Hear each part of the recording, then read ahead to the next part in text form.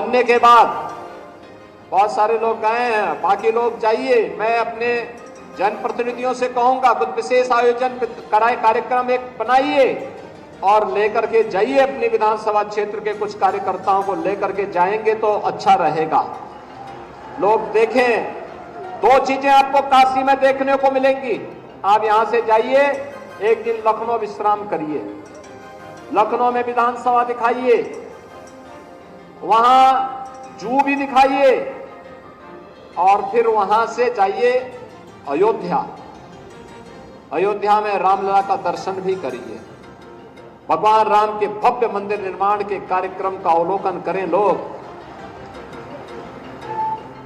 काशी जाइए, काशी विश्वनाथ धाम का दर्शन, काशी विश्वनाथ भगवान का दर्शन करिए, काशी विश्वनाथ धाम का अवलोकन करिए और अंत्योदय के प्रणेता पंडित दीनदयाल उपाध्याय जी, जिनकी जन्मभूमि सौभाग्य से यही मथुरा जनपद है, उनका एक भव्य स्मारक बना हुआ है दीनदयाल धाम में। जनपद वाराणसी और चंदौली के बीच में, चंदौली में बना हुआ है, एकदम गंगा जी के तट पर बना हुआ है।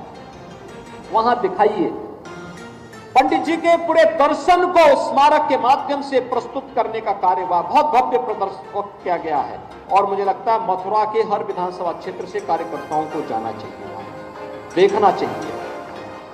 पंडित जी ने आज से 70 वर्ष पहले, 50 वर्ष पहले, 60 वर्ष पहले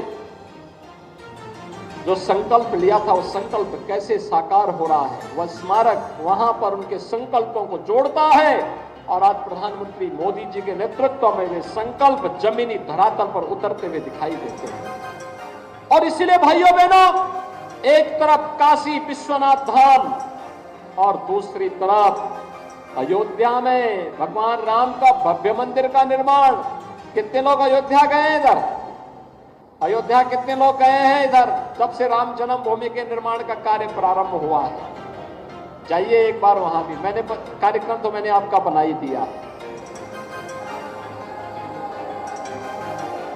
जाएंगे? कितने लोग तैयार हैं जाने के लिए? जाने के लिए सब तैयार हैं। इसका मतलब सभी हमारे सांसद विधायकों को उसकी व्यवस्था करनी चाहिए और एक एक करके अगले दो तीन वर्ष के अंदर इस कार्यक्रम को बना करके सबको यहां धामों का दर्शन कराए करिए। विरासत के प्रति सम्मान का भाव क्या होता है, ये प्रधानमंत्री मोदी जी के नेतृत्व में नए भारत में दिखा है। भाइयों बहनों, यह एक भारत श्रेष्ठ भारत की परिकल्पना को भी साकार कर रहा है। और मैं इसलिए कह रहा हूं, आप उधर जाएंगे तो मैं वहां के जनप्रतिनिधियों से कहूंगा कि वे मथुरा, वृंदावन, बरसाना, गोकुल, नंदगांव, इन तीर्थों का दर्शन करने के लिए वहां की जनता को लेकर के भी जाएं, वहां के कार्यकर्ताओं को लेकर के भी जाएं। क्योंकि यही तो धाम है जो हमारी पहचान है, यही हमारा अतीत है, यही हमारा इतिहास है, यही हमारा गौरव है और यही हमारी विरासत भी है। इसीलिए हमें पहचान दी है, यही पहचान हमारी है।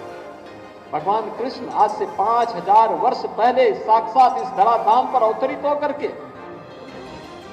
उन्होंने जो संदेश मानवता के कल्याण के लिए उस समय दिया था, धर्म की स्थापना के लिए, उस समय न्याय और सत्य की स्थापना के लिए जो मार्गदर्शन दिया था, आज भी सत्य है, शाश्वत है। उसकी प्रासंगिकता हर देश, हर काल, हर परिस्थिति में सदैव बनी हुई है।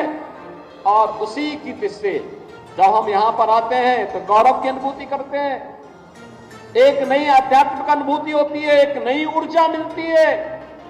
आप याद करिए, जब हरिद्वार कुंभ के ठीक पहले वैष्णव कुंभ का आयोजन होना था, एक तरफ कोरोना महामारी और दूसरी तरफ हरिद्वार कुंभ के पहले यहां का वैष्णव कुंभ होना था, तो बड़ी असमंजस की स्थिति थी।